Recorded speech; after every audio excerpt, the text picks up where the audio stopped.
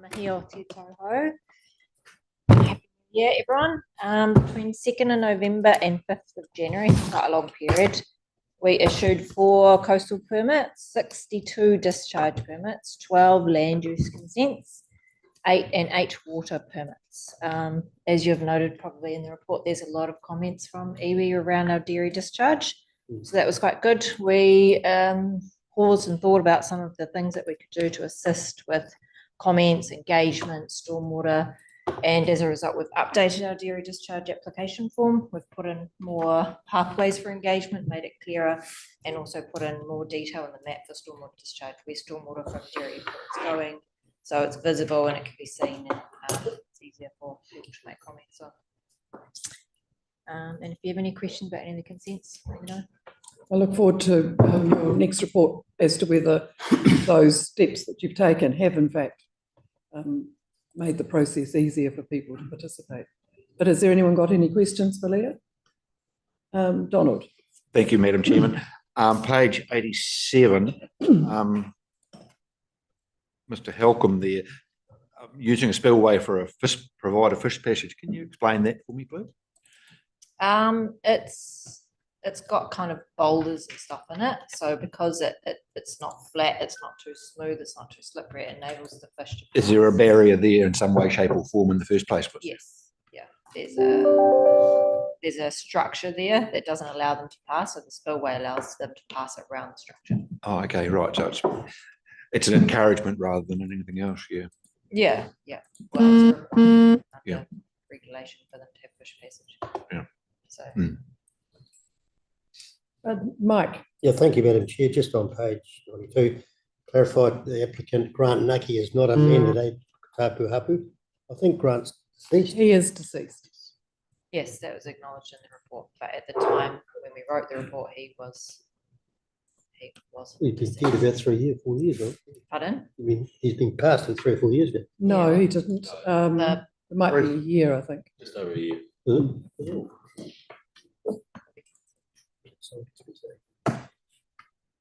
Any other questions or comments? Donna? Just that it's great to see those consents going down still. Well done. The staff are very excited to see the back. It's really good. As you are. If nothing else, can I have someone move that we receive? Just a comment there for the consent. So Fonterra, this is the year that dairy farms is supposedly now all going to land unless they otherwise have to apply to Fonterra for an extension. So, Oh, really? Yeah. First of June. So they have to have a plan. They have to show that they have a plan Oh, to phase out or just stop from that day? to phase out. If no other questions or comments, can I have someone move that we receive the schedule of resource consents? Neil to move and Donald to second, all in favour? Right. Moving now to incidents and compliance. Ryan.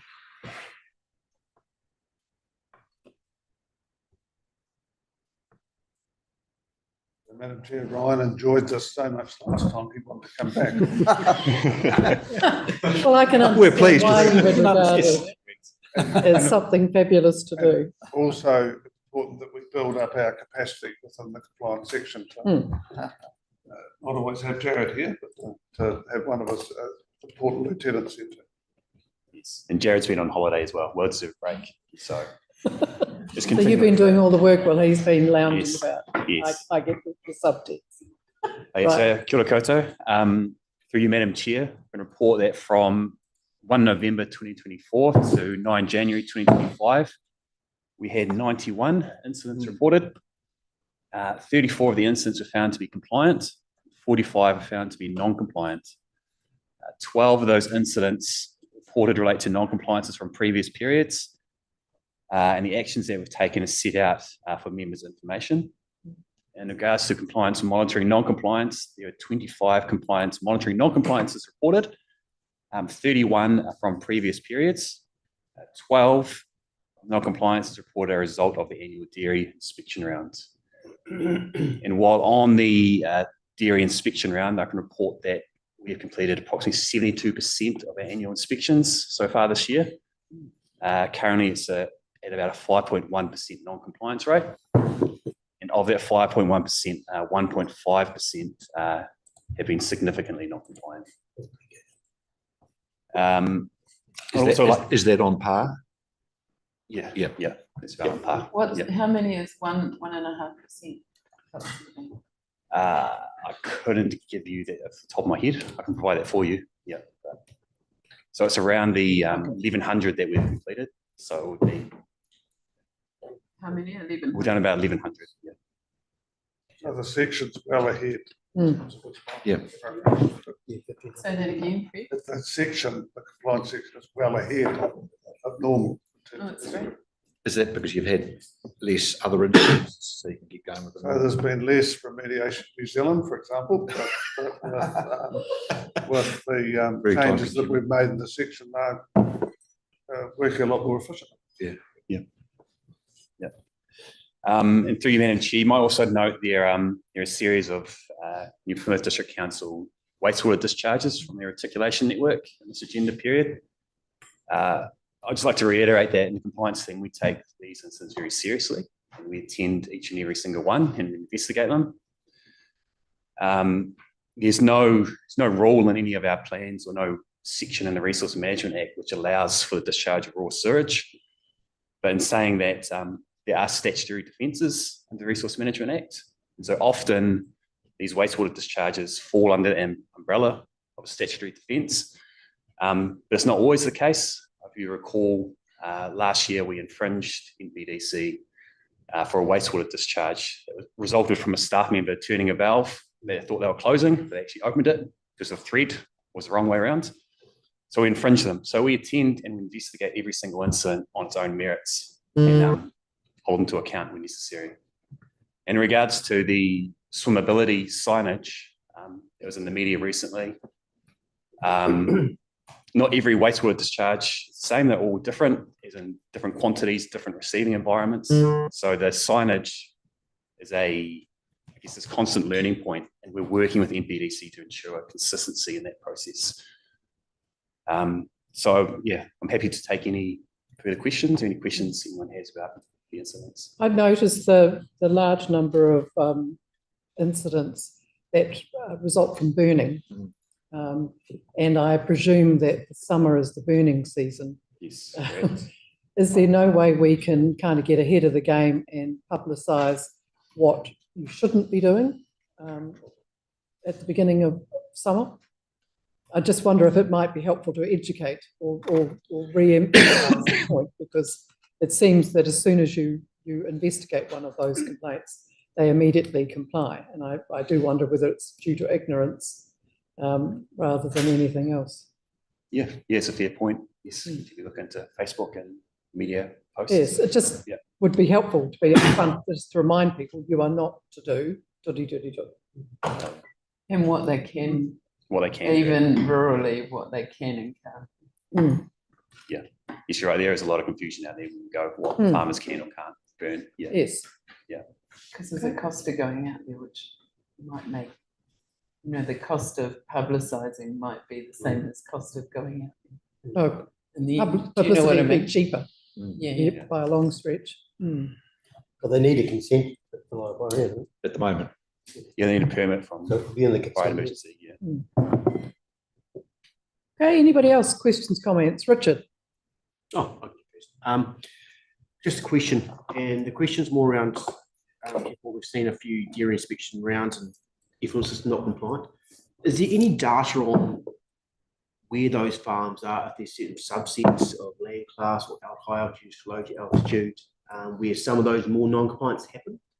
Or is it just across the board? Yeah, it's across the board. Yeah. There's no set pattern or trend towards it. Obviously, the high altitude have struggles, but a lot of them function really well and cope. So it's not really there's no particular pattern there. Yeah, it's spread out. Okay, Mike? I just have a conflict on page 143 with Ravendown Chair. Anything else? Anyone for anything else? Can Donna. I be the bearer of positive news again? Did you see how much they've come down again? Mm. That's really great. The graphs really demonstrate how successful it's been. Yeah. I agree. Is there any reason they're so far down, or just I would think People it's a persistent program over many years, and endeavouring to work alongside people. Would that be fair, Fred? And also when we do take enforcement action, which is to a minority of people and there are really high fines, that focuses consent holders on compliance for a number of years. Mm. So it's really good stats? So it's great. Madam Chairman, can I Donald. just sort of ask, I see there's one or two dust incidences here, which is probably not too bad really considering the conditions we've had. You know, are you doing anything to try and, once again, like the fires, get ahead of it? Or have you done any work with contractors and things like that to try and get dust suppression in place for a lot of these things? Or Anecdotally, this year I've been finding a lot of them have been front-footing it, a lot of the businesses and industry. So those particular complaints that have come up was that, I recall there's one really, really windy day, or about 3 windy days we had in December. Only 3. It was blowing a gale, but by the time we got there, a lot of companies were already had the trucks there and already doing it, already engaged to do it. So the wind caught a few people by surprise when it came in, but for this time of year, actually, we've had minimal dust complaints. Yeah. Considering what we have, yeah. Thank you. Mike. Just a point of administration, I see there are 3 shareholders at Fonterra haven't recorded a conflict yet. No, we're under the new rules, we don't have to. Fonterra. Yeah, but I can't control Frontier. Does Well, that you mean shall. I understood that wasn't going to be the case. Do I really what do you say, Steve? You're not actually making a decision on this report anyway, you're not the decision maker. And there is an issue of, to say, remote and small, that's not actually covered by the interest piece. And as soon as you declare an interest, of course, the recommendation is you step away from the table completely for the item. You should participate in the discussion at all. So, yeah, it's. So for myself, I don't think that there's any need to declare an interest regarding Fonterra. Is anyone talking to anyone at Whareroa? Because Whareroa seems to come up a fair bit. It's a big operation. No, but I think, Madam Chair, it's really a question often that something which is, if you want to look at everybody in Taranaki, you could probably find a conflict of interest of some sort in some sort of way. So we've got to be very careful that we don't end up with nobody sitting at the table, because everybody has some connection. So there are common activities which are held by everybody and which we don't actually have any influence on. In that situation, you shouldn't be declaring if, of course, you're a director of Fonterra, or if you're something like that, or a director of Mike is a director of a particular company and he very carefully declares it. And you just have to be careful of that. But in most cases, we don't talk to staff of those companies. We don't have any involvement with it other than the fact that our milk goes to that particular company. Then I'm not a director, Chair. I'll move the recommendations on 8. That would be marvellous. Leon, I presume you're not a director or a shareholder of Fonterra. You'd be happy to. Not that I know of. Not that you know of. Could be in the post. Got a shareholder of BKW. Probably is. On that basis, all in favour? Right. And that is the receipt, receiving the memorandum, receiving the summary of incidents, noting the action taken and adopting the recommendations. So that is what we've agreed to do. So the next item on the agenda is one where Steve is going to speak to it. Chair. That gets me down that went real fast. Faster than a speeding bullet. I was watching online too.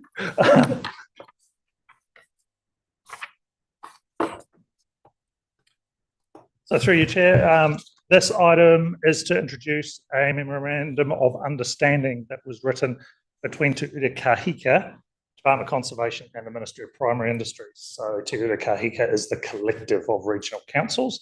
So this is one of the first times we've actually worked together as a collective to start engaging more directly with, or more formally through that mechanism with our government partners.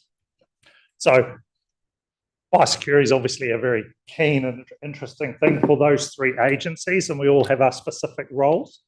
And so we worked through writing a memorandum of understanding. Came out largely following some of the misunderstandings we had between councils and MPI in a recent incursion of the gold clam.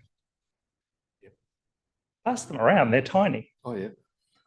Um, They're not locally sourced, I take it. no, they're from Yeah. they're from up there. Yeah, yeah. Okay. And then all nicely safely embedded in plastic, so they can't do anything. But yes, so when that incursion happened, there was a bit of friction there between MPI running the incursion and the Waikato Regional Council getting some communications out. So we sat down as a group and went, how can we work better if there's an incursion? How can we work better on transitioning some of these things to long-term pest management? So that was the sort of the initiation of the MOU to review what we already had and strengthen it, and giving us better decision making and more cross-government department decision making. So that was done in August. So it's taken us a while to bring it to you, mainly because either Big Steve or Little Steve hasn't been here, and we both wanted to be here to do this. Because obviously Steve Ruru is the biosecurity lead for the CEs for all regional councils. So we're actually really well connected in this space because Steve is that. I've just given up being the biosecurity convener of the working group, which is part of Te Ura Kahika, and Dan's just taken it on. So we're actually really well engaged in biosecurity connections with MPI. So we agreed in writing this MOU that each council would take it through their councils to make them aware of this and to highlight things that are happening in a biosecurity space. One of the big things and learnings that have come out is speaking with one voice. So the MOU is trying to promote the fact that we have one voice in a biosecurity response. So it's not people going to DOC or to MPI or to councils and hearing different things, because that's what tended to happen from time to time.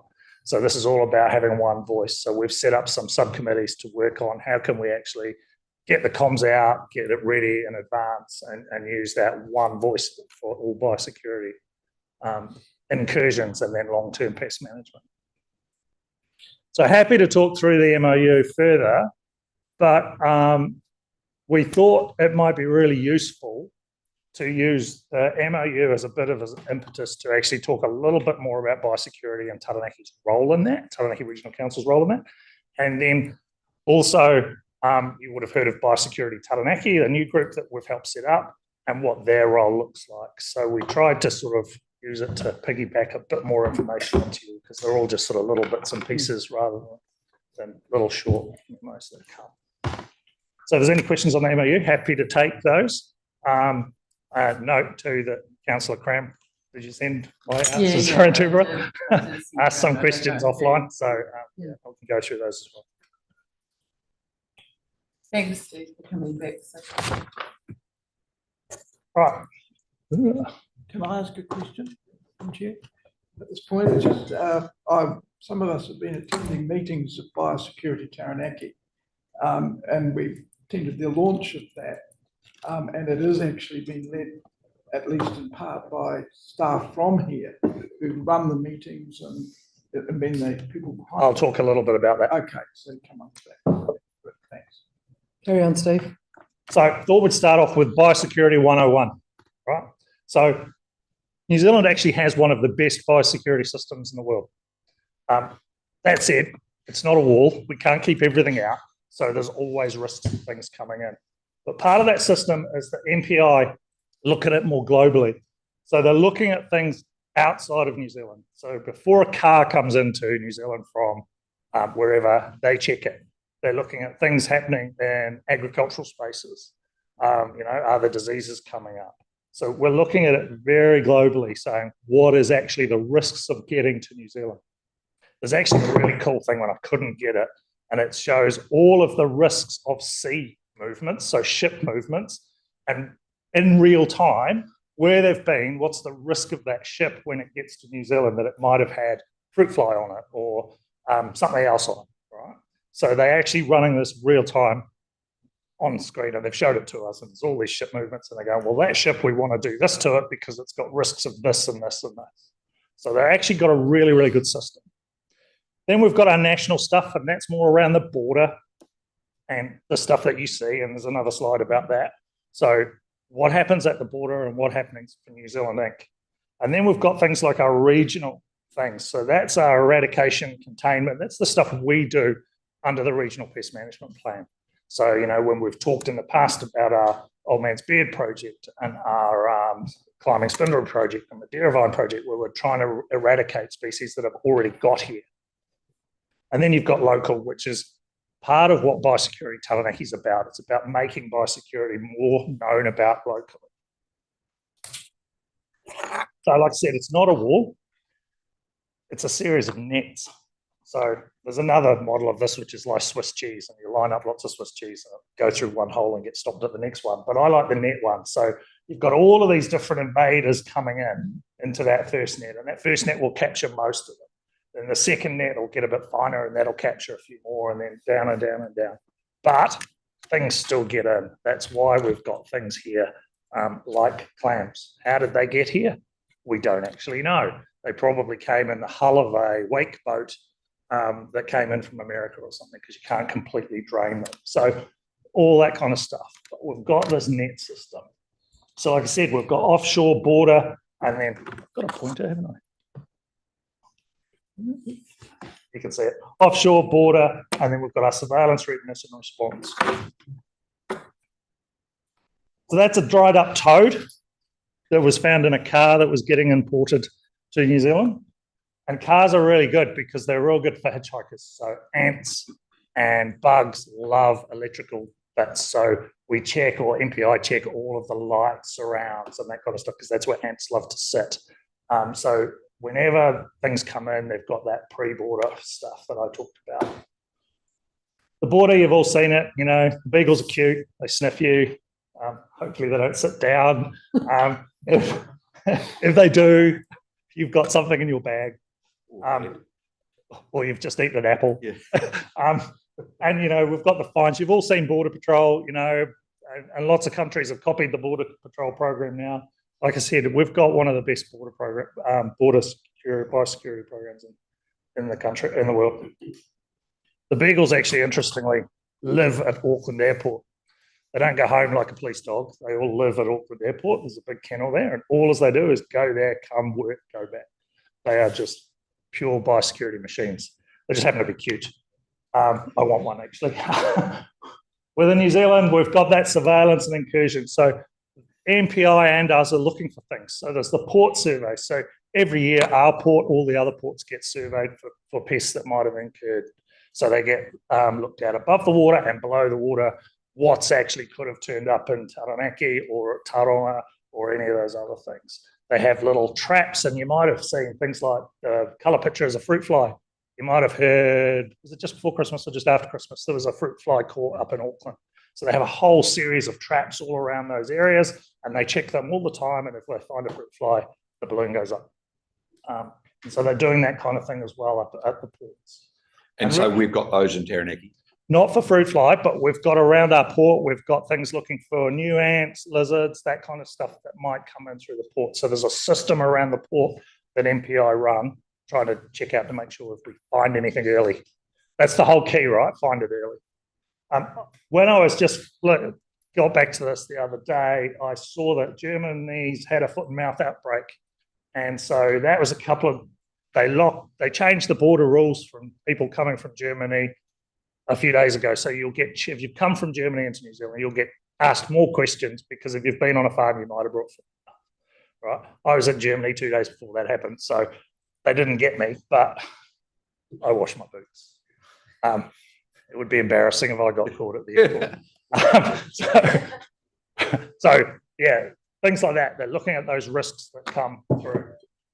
So that bug on the top right, that's a brown marmorated stink bug. If that gets to New Zealand and they find regular incursions of this in cars and machinery, But if that gets to New Zealand, it could decimate lots and lots of crops.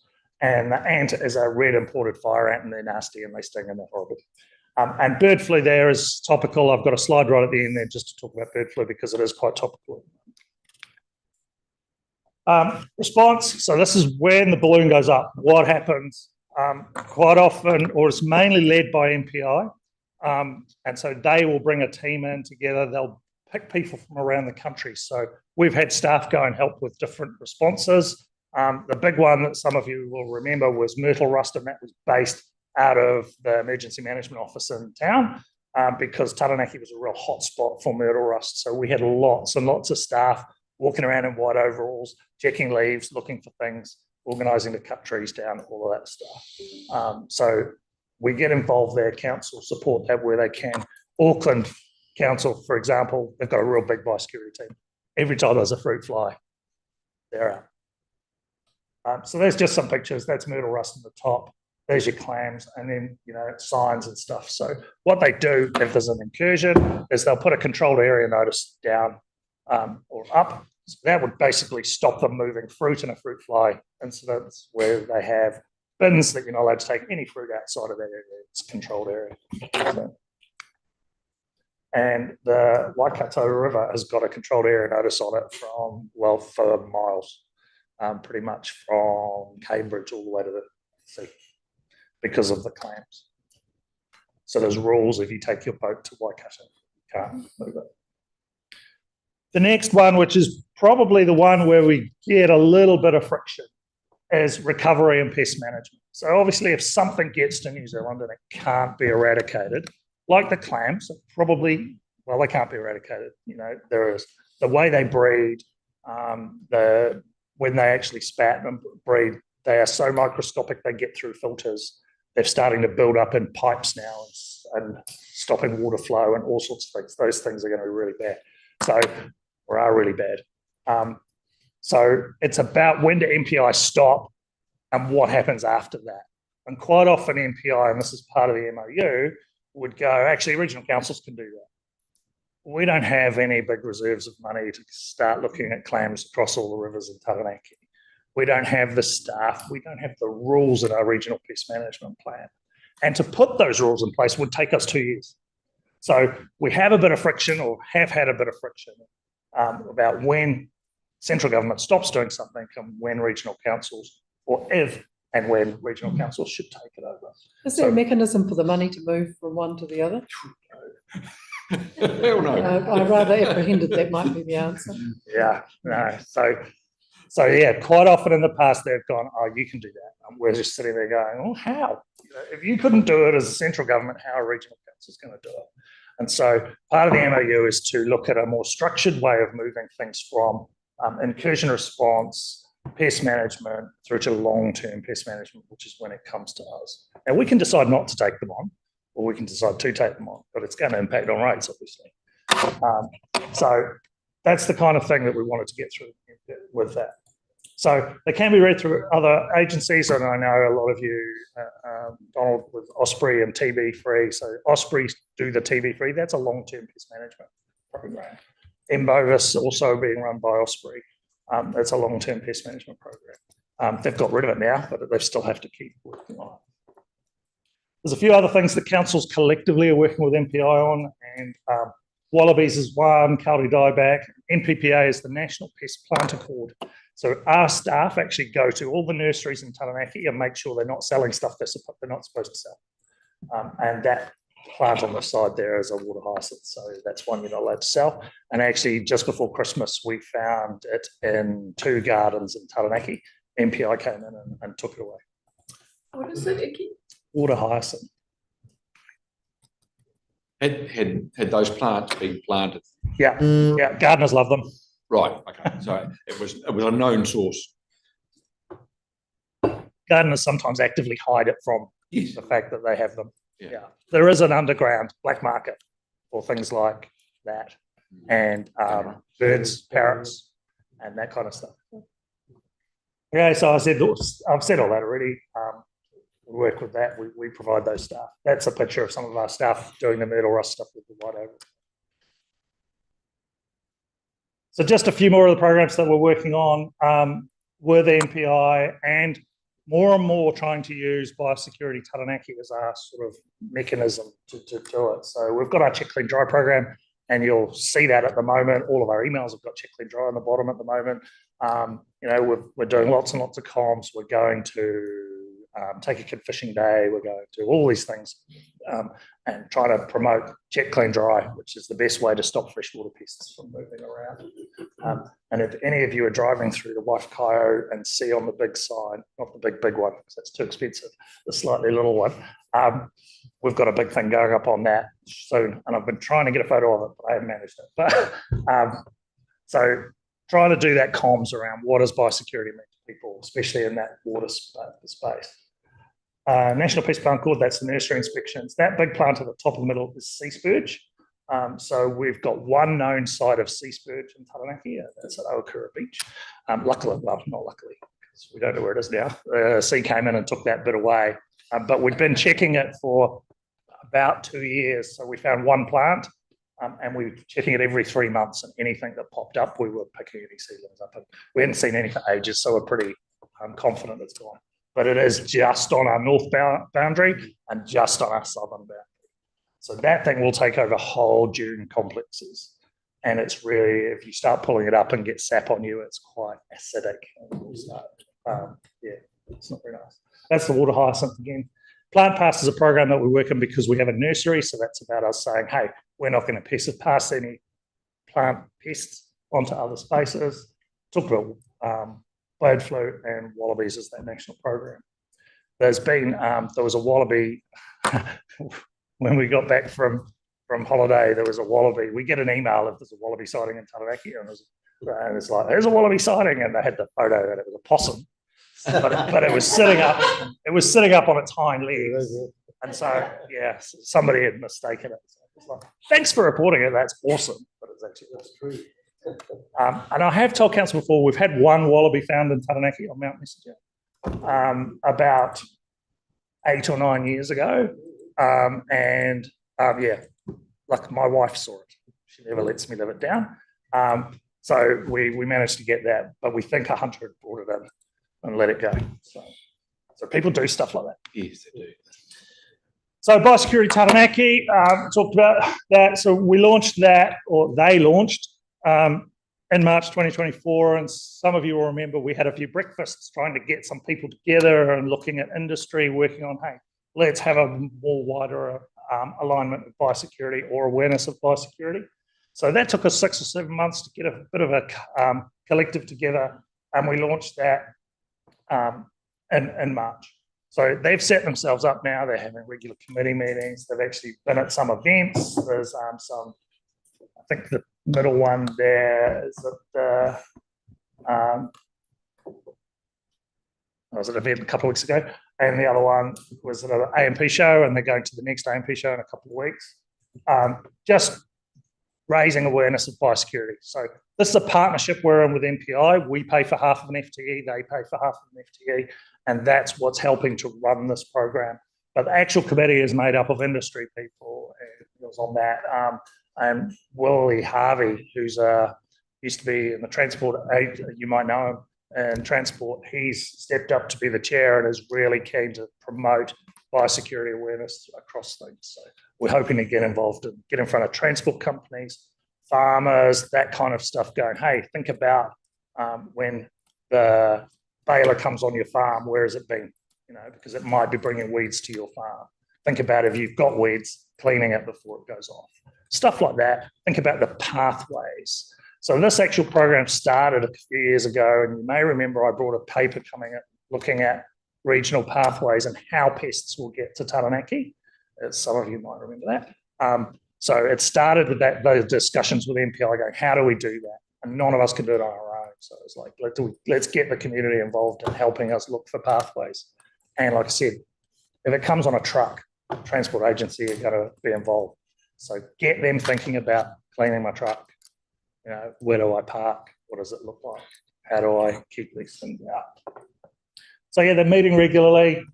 We are looking to co-brand some stuff. So the Check Clean Dry program was co-branded between us and Biosecurity Taranaki.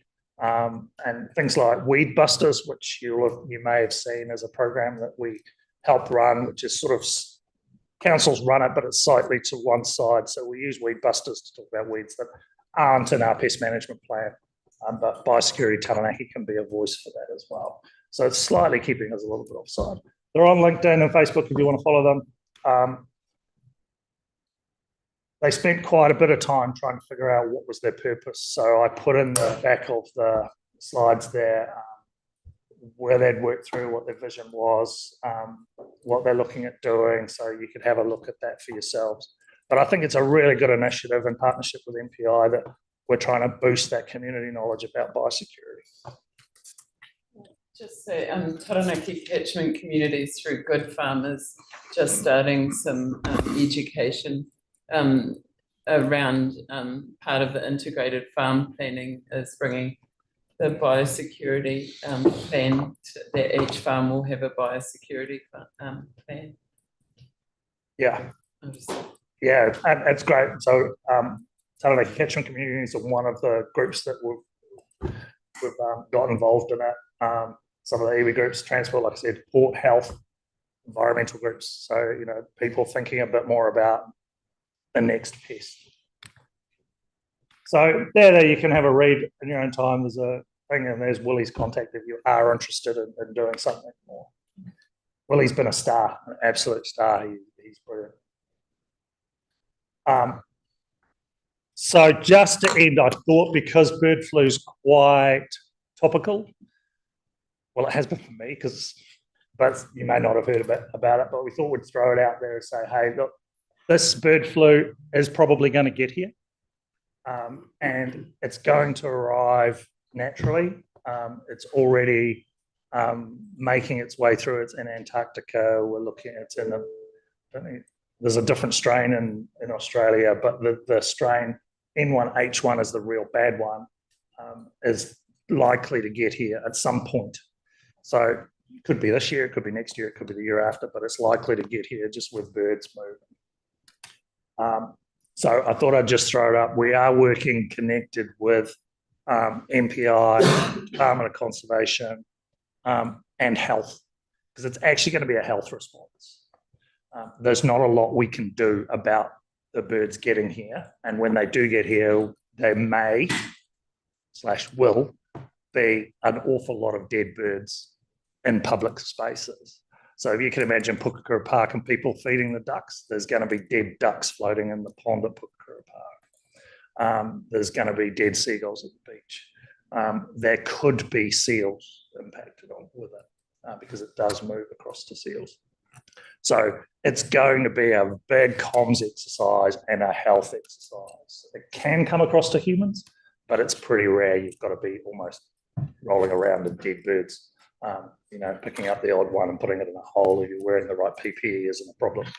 But yeah, so it's going to be a comms exercise going, yes, it's going to be dead birds at Pukakura Park. Don't touch them. Don't pick them up. And then what are the agencies going to do about it? I don't see our role being going out there and pick them up, but our role will be around pushing the comms out and helping that one voice that we're working with our partners to make sure we can do it. So just a few little things on there. The Otago one, if you saw that in the newspaper, that was N7, N6, H7, N6, not the bad one, but they're still having a response on it. Said large numbers. It has been found in cattle.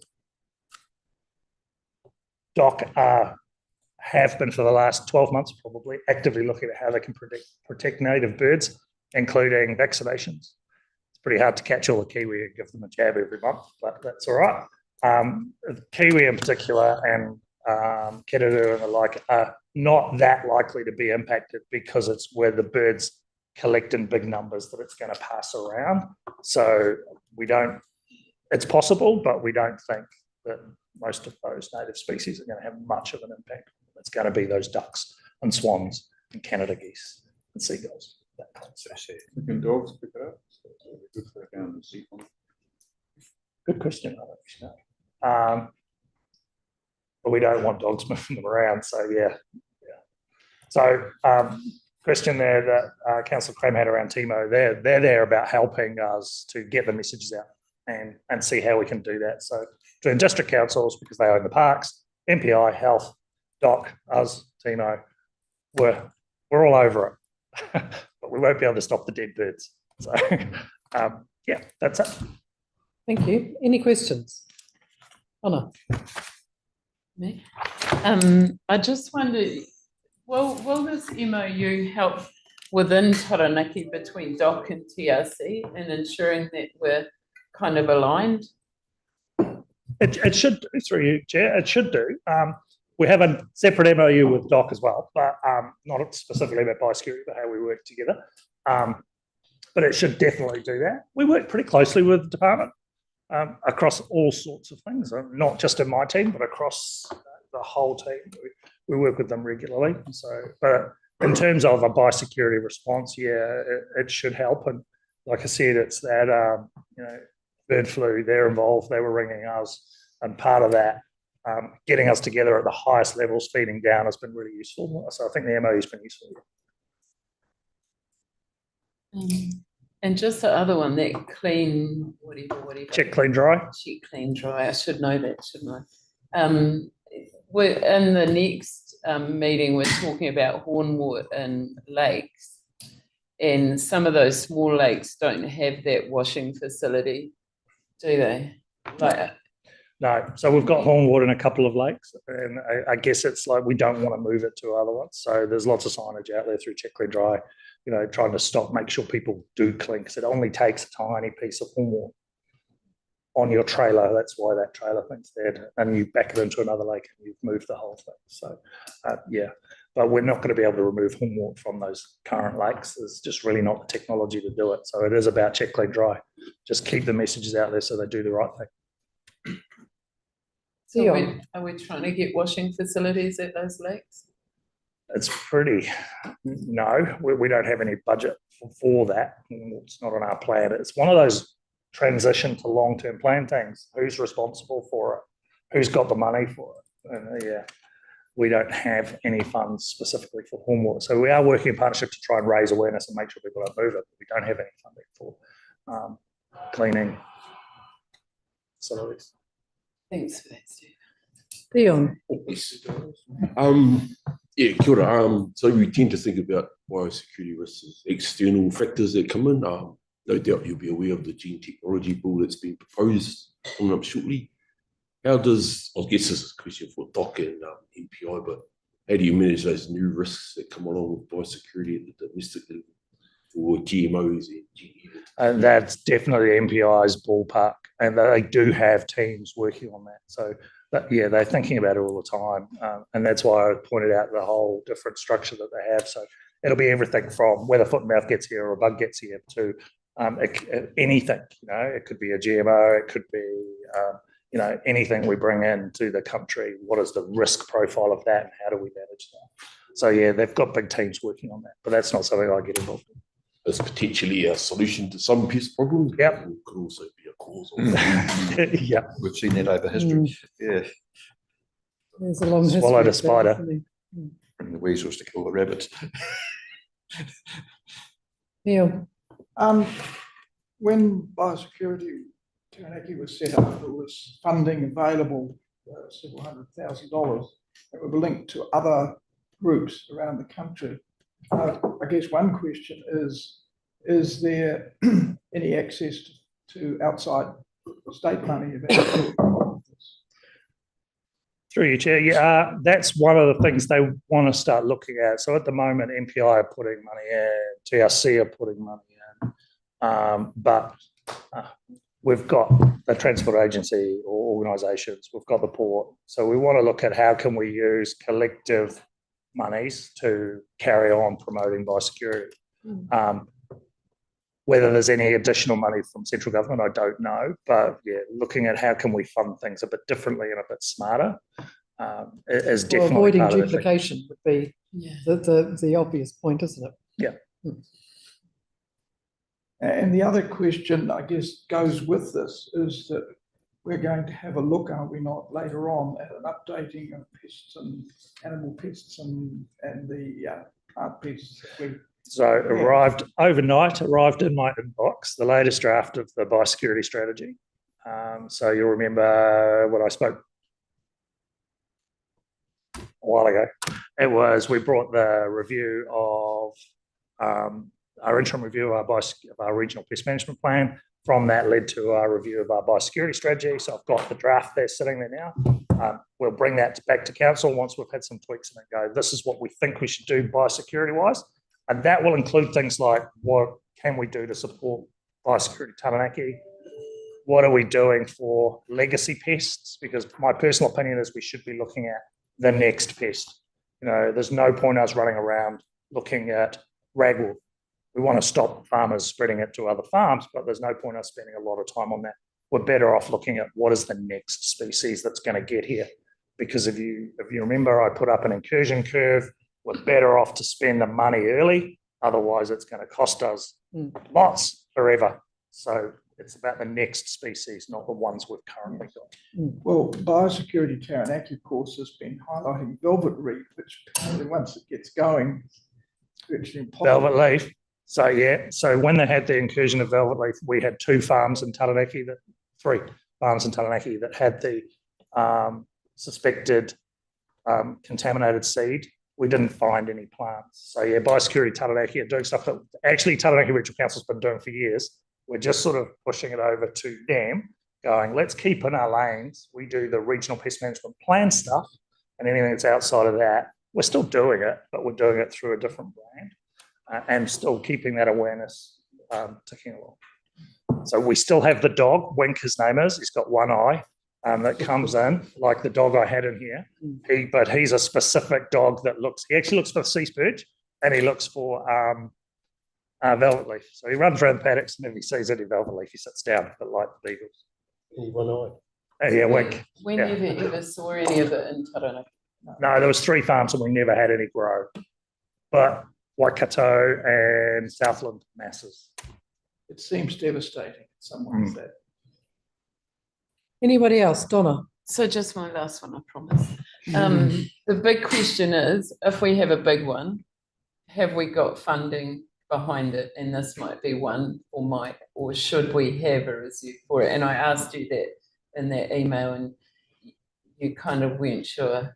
And I think through your chair, I think that's the kind of stuff we need to look at in the biosecurity strategy. Right? We need to go, okay, if we're looking at the next best, what does that mean? Should we be putting a reserve aside, a bit like we do for doing around the Monga with the possum control? Should we be doing that? So they're the questions I think council will need to answer in the biosecurity strategy review, which will be here before. Don't want to promise. It'll be there this year. But not in the next month, but it'll be in the next 6 months. It'll come back. So I think that's when we ask those questions. But I'm all for it. You want to give me some more money, but yeah, don't know where you're getting it from. Yeah. So Mike, if something happened now, what would we do? So, do you see if we've got anything? So through you, Chair, all of these sorts of emergency response activities generally have escalation clauses. You have a local response, and at some point it triggers into a national response. Reality is that if we wanted to do emergency spending on any particular activity, be it a biosecurity incursion, flood response, a civil defence response, we'd be doing it off the back of our balance sheet, which in effect it means borrowing. Depends on the size and the scale. And I think that's the important bit about where do we transition from central government paying for something like clams, and if they get to Taranaki, what should we be doing or should they be doing it? So that the MOU should help us have those discussions in a more formal way. But I think we do, it's still, well, we need to ask that question, do we need a firefighting fund? It's getting worse, these incursions. In your time? They just keep coming. Oh, they just keep coming. And literally lots of them you never even hear about. You know, there's termites somewhere, there's the odd snake gets through, stuff like that. And NPI just deal with it, you know, and it's done and dusted. So, yeah, they are happening regularly, but they always have been. Anybody got more planes, further more questions? boats? Richard, you look quizzical. Just the way you look. Can I just commend Steve and Steve for all the work they do into highly regarded. It's brilliant that we've got the lead on this area and so relates to what we do. So just asking thanks. Yes, indeed. So can I have someone move that we note the report and the memorandum and receive the presentation? Donna moving, Phil second, all in favour? Aye.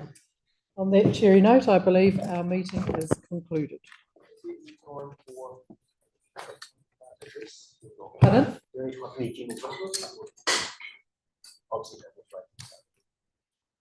I'm sorry, I'm struggling to hear you, Richard. Any time for general business or comments?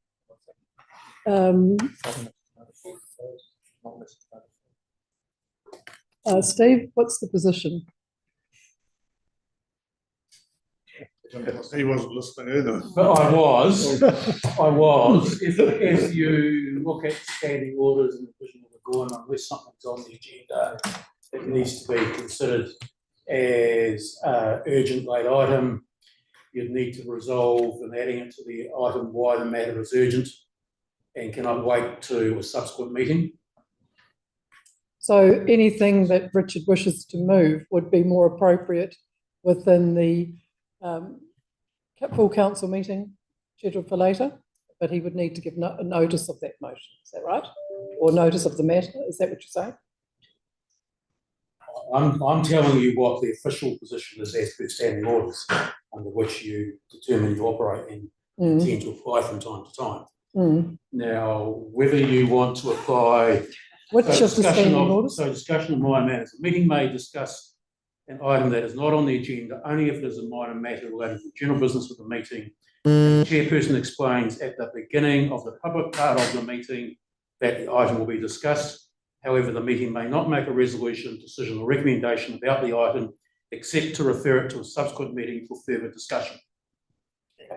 Well, given I don't know what it is that you want to discuss. I'll just like a minute and already around that last council meeting prior, just a quick comment.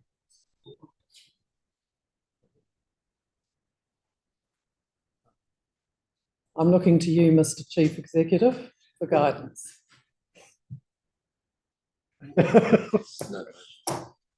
And you can look to him for guidance. So Chair,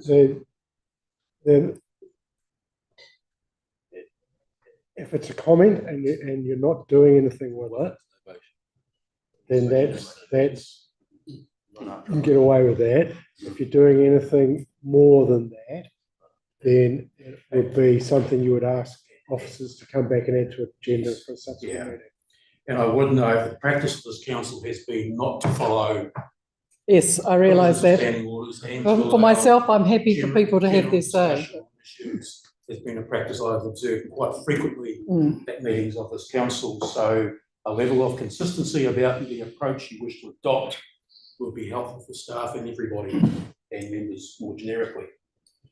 So on that basis, what would you recommend? You've actually closed the meeting, so a general discussion here after the meeting's concluded about expression of some views as a matter that